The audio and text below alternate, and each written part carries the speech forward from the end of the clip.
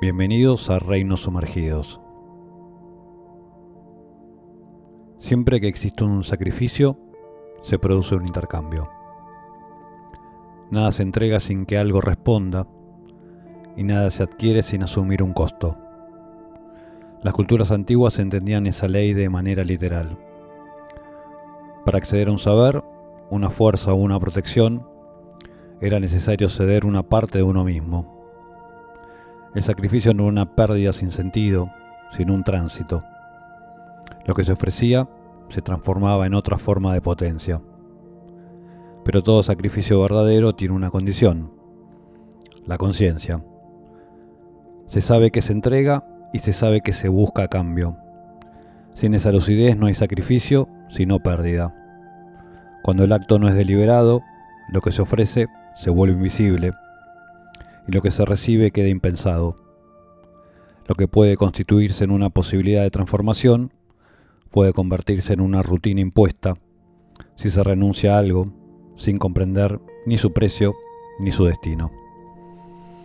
Bernard Stiegler describe un fenómeno propio de las sociedades tecnológicas: la externalización sistemática de facultades que antes pertenecían al ejercicio interior del sujeto.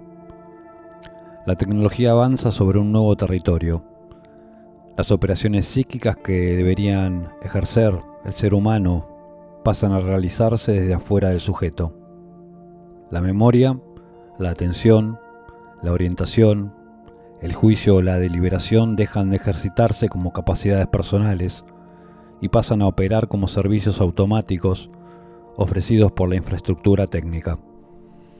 Stiegler retoma el concepto marxista de proletarización, pero lo extiende más allá del trabajo manual.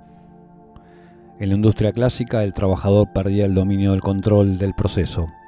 El saber hacer quedaba inscripto en la máquina y el sujeto se limitaba a obedecer su ritmo. En la época digital, la expropiación ya no afecta solo al cuerpo, sino también a la vida psíquica. No se despoja al sujeto de la herramienta, sino de la necesidad de ejercer la capacidad que la herramienta reemplaza. Recordar es reemplazado por almacenamiento externo, orientarse por navegación asistida, evaluar por sistema de recomendación, decidir por automatismos predictivos, desear por estímulos programados. La facultad no desaparece de inmediato, pero pierde necesidad y con el tiempo se debilita. Lo que antes exigía un proceso interior sostenido se vuelve una función accesible sin participación subjetiva. Este proceso suele vivirse como alivio: menos esfuerzo para recordar, menos incertidumbre para elegir, menos exposición al error. La delegación introduce una comodidad inmediata que reconfigura la relación del sujeto con sus propias facultades. Cuando una capacidad deja de ser exigida, deja también de ser un lugar de formación. La memoria deja de ordenar la experiencia, el juicio deja de madurar en el conflicto, la atención deja de tensarse en la espera. Peligrosamente, Stiegler observa que este desplazamiento ocurre sin que sea vivido como una pérdida deliberada. No hay un momento en que el sujeto decida renunciar a la memoria, al juicio o a la atención. Simplemente deja de ejercitarlos porque el entorno técnico actúa antes que él. La delegación no se presenta como una renuncia explícita, simplemente va sucediendo silenciosamente. Sin embargo, el resultado no es neutral. Cuando una capacidad no se practica, deja de formar parte activa de la constitución del sujeto. De ahí surge un interrogante central: ¿qué ocurre cuando las facultades que antes sostenían la individuación son absorbidas por un sistema que opera en su lugar? La cuestión se presenta entonces como un problema antropológico más que técnico. Si las funciones que antes organizaban la vida interior se automatizan, ¿qué tipo de sujeto queda detrás de esa operación? A partir de aquí, el contraste con un mito antiguo resulta revelador. En la tradición nórdica, se cuenta que Odín buscó un tipo de conocimiento que no podía obtener mediante fuerza, astucia ni acumulación de experiencia.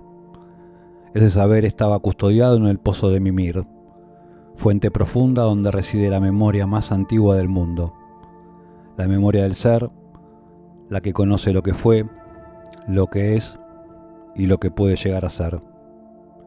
Beber de ese pozo otorgaba visión más allá de lo visible, pero exigía un alto precio. Odín llegó como solicitante. Mimir le impuso una condición estricta: entregar uno de sus ojos, es decir, una parte de sí.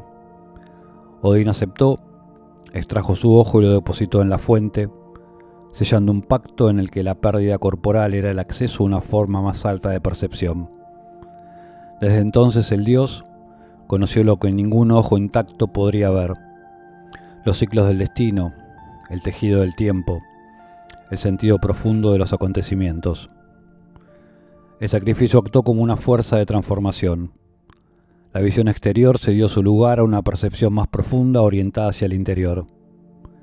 La facultad que antes operaba en la mirada común se concentró ahora como potencia interior intensificada.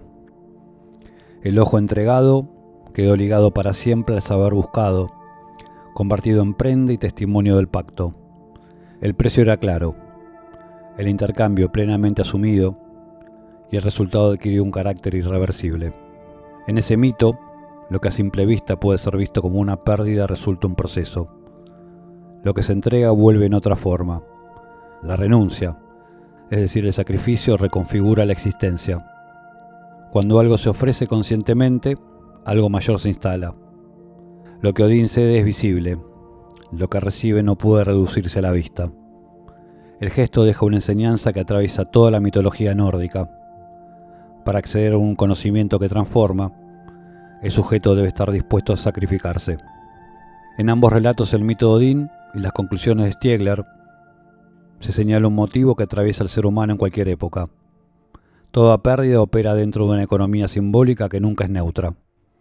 Algo se entrega y algo se recibe, incluso cuando no lo advertimos.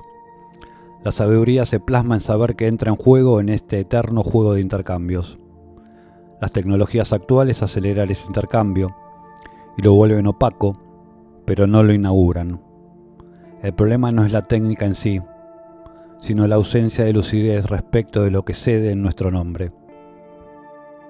El dilema permanece: ¿qué damos y qué recibimos cada vez que algo actúa en nuestro lugar? El sacrificio es un acto consciente, la delegación no. Entre ambos se juega el modo en que una vida se vuelve más profunda o más superficial. Llegamos al final. Les dejo esta frase de Goethe que capta el espíritu del episodio para que los acompañe hasta el próximo encuentro. Lo que posees lo heredas de tus padres.